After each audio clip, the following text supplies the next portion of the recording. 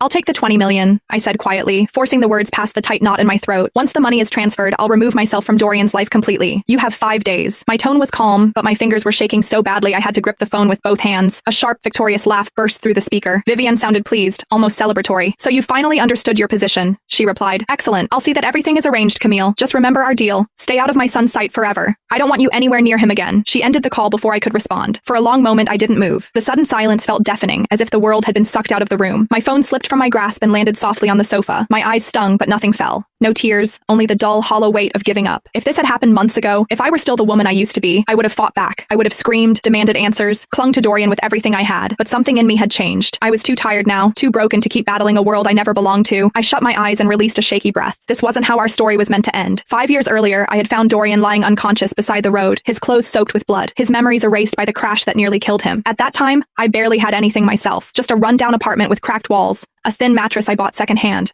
and enough money to scrape through each week. Still, I brought him home. I cared for him day after day. I cooked simple meals from whatever I could afford. I cleaned his wounds, stayed awake beside his bed at night, whispering reassurances into the darkness. When he finally woke, disoriented and afraid, I forced a smile through my tears and told him, "You're not alone anymore. You're with me." He couldn't remember his family, his past, or even his own name. But somehow, he remembered me. In that tiny apartment, in that fragile little bubble we created, we fell in love. It wasn't grand or glamorous. It was raw, imperfect, real. He worked tirelessly, taking every odd job he could find, saving each dollar. At night, he'd hold my hand and murmur, "One day, Camille, I'll make sure you never have to struggle again. I'll give you everything." And eventually, he did, because the truth came crashing back into our lives. Dorian wasn't a nobody. He was the heir to one of the most powerful corporate dynasties in the city, born into unimaginable wealth. When his memories returned, he took me with him into that glittering world of privilege and influence. I thought it was the beginning of our happily ever after. He stood up to Vivian, his cold, commanding mother who treated me like dirt under her heels. He slid a diamond ring onto my finger and vowed, "I choose you, always. You're my home, Camille." But fairy tales don't last. Then Yvette came back, his first love, the woman who belonged effortlessly to his world. Beautiful, elegant, connected, everything I wasn't. She returned as if she had never left, and little by little, I felt myself fading into the background. He forgot our 6th anniversary. I waited in the penthouse, dinner growing cold in front of me, until the television lit up with images of Dorian walking arm in arm with Yvette at a high-profile gala. The headlines screamed about their reunion, about how destiny had reunited the perfect couple. Something inside my chest collapsed that night. When he found the photos I left on my desk, he accused me of spying on him, of hiring people to follow him. He never realized Vivian had fed me every piece of evidence to push me out of his life. And yet, I stayed, until now. The sound of the door unlocking dragged me back to the present. The glass door slid open and Dorian walked in, loosening his tie, phone still pressed to his ear. He didn't even look at me. "Did you cook?" he asked absently. I watched him, my lips twisting into a sad, bitter curve. "Didn't you already have dinner with Yvette?" That finally made him glance my way, irritation flashing in his eyes. "What is this, Camille? Are you spying on me again? Haven't you caused enough trouble with those photos before?" "That wasn't me," I murmured, barely loud enough for myself. He went on as if I hadn't spoken. "Do you have any idea how much I lost when I had amnesia? Contacts, deals, influence? Everything I'm doing now is for business. Yvette and I are done romantically. I've told you that over and over. She's just a strategic connection." I wanted to believe him. I truly did. But the edge in his voice,